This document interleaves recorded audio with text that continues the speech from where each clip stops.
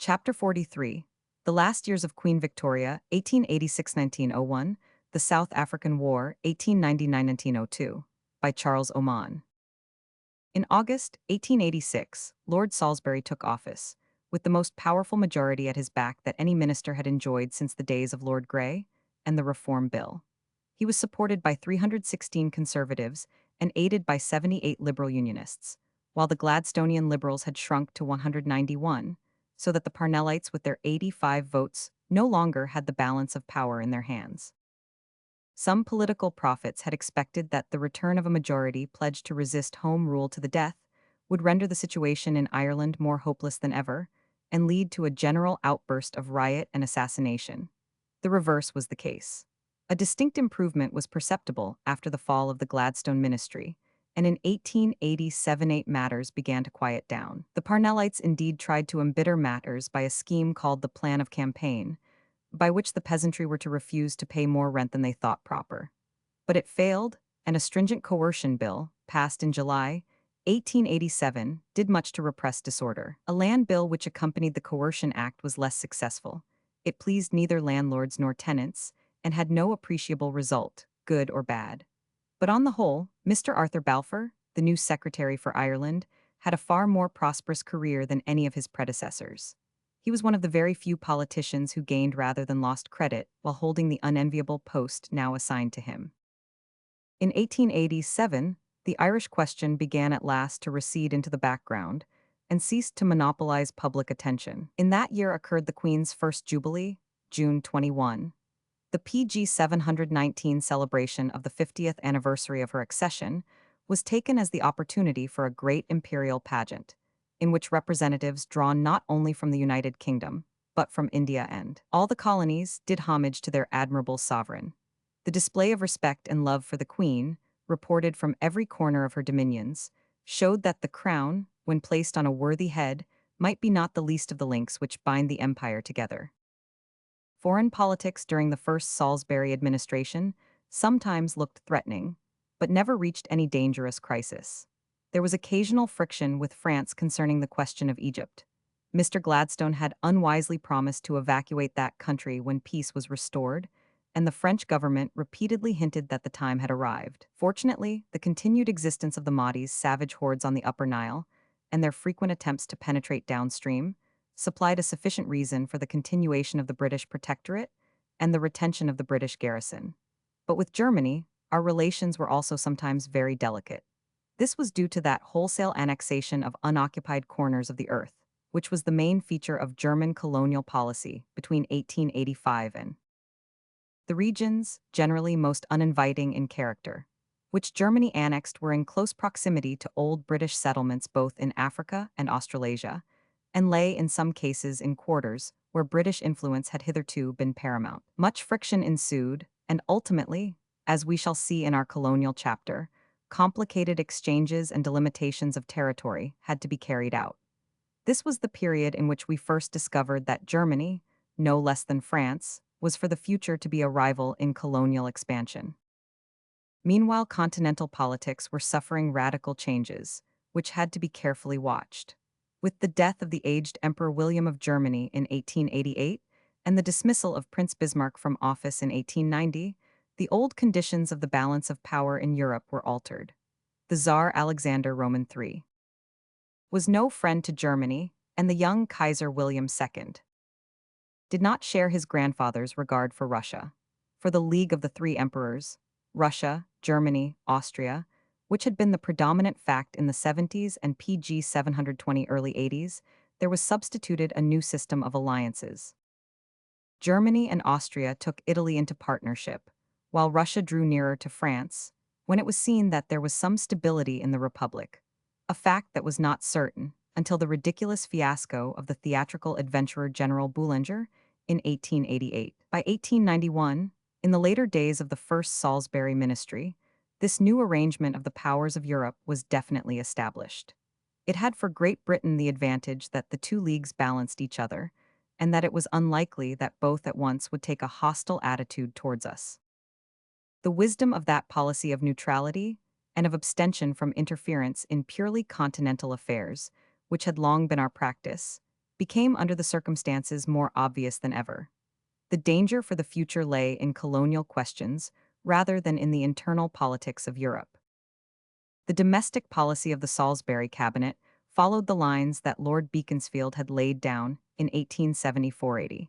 The aim of the ministers being to show that the Conservative Party could be as fruitful in measures of practical reform as their predecessors. To this period belong the Local Government Bill of 1888, creating the county councils, which have worked so well ever since, the Free Education Act of 1891, and the Great Conversion of the National Debt. By this latter measure, Mr. Goshen, the Chancellor of the Exchequer, reduced the 3% interest on the national debt to 2.34%, paying off in ready money the few creditors of the nation who refused to accept the reduction. Thus £1,400,000 a year was saved, and the new stock, till the financial disturbance caused by the late South African War, was generally worth in the market more than the 0%. The chief event in home politics during the later years of the Salisbury ministry was the disappearance of Parnell, the dominating spirit of the Irish party for the last 10 years. In 1889, he had triumphantly vindicated himself from a charge of having approved the Phoenix Park murders, and had obtained £5,000 damages from the Times newspaper for having circulated the charge, on the authority of a forger named Piggott. But less than a year later, he appeared as defendant, and not as plaintiff, in the law courts, in the unenviable capacity of correspondent in a discreditable divorce case. The time has PG 721 long gone by when a notorious evil liver can be accepted as the leader of a great party. Mr. Gladstone announced to the Irish members that they must depose their chief. The majority consented, but Parnell, supported by a few of his followers, refused to accept British dictation or to bow before the nonconformist conscience. The Irish party split up into the fiercely opposed factions of Parnellites and anti-Parnellites, whose abuse of each other did much to disgust their liberal allies. Parnell himself died in 1891, but the schism continued and lasted for nearly 10 years, destroying much of the power of the Home Rule movement and the Irish party. 9 months after Parnell's death, Lord Salisbury dissolved Parliament, July 1892. At the general election which followed, there was visible that swing of the pendulum, which has usually been a feature of such times during the 19th century. An outgoing government has always offended some interests and disappointed others. There are always a certain number of voters who think it fair to give the other side a chance and vote for the opposition, whoever may be the ins or the outs. Though the Salisbury ministry had not been conspicuously unsuccessful at home or abroad, it found itself left in a minority when the elections were over. The Queen therefore sent for Mr. Gladstone and bade him form a Liberal ministry. He had to face a difficult situation, for his majority was small and composed entirely of the Irish, very exacting, untrustworthy, and reckless supporters. The new Parliament showed Gladstonians and Irish Home Rulers, 269 Conservatives and Liberal Unionists. Being compelled to rely on the Irish for his majority, Gladstone had to make Home Rule the main plank of his party platform. This was not at all to the taste of many of his British followers, who would have liked to give precedence to their own particular schemes. For the abolition of the House of Lords, the disestablishment of the Welsh and Scottish churches, the introduction of temperance legislation, of universal suffrage, and of numberless other local and sectional projects.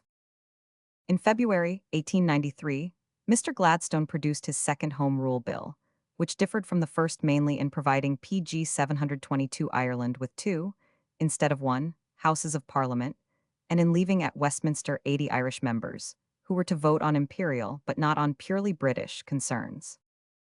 Essentially, it was the same as its predecessor of 1885. The measure was debated with great fierceness and at enormous length. It occupied the House of Commons from February to September and was only carried finally when the discussion of many clauses had been stifled by the use of the closure. The third reading passed on September 1 by a majority of 301 to 267 votes.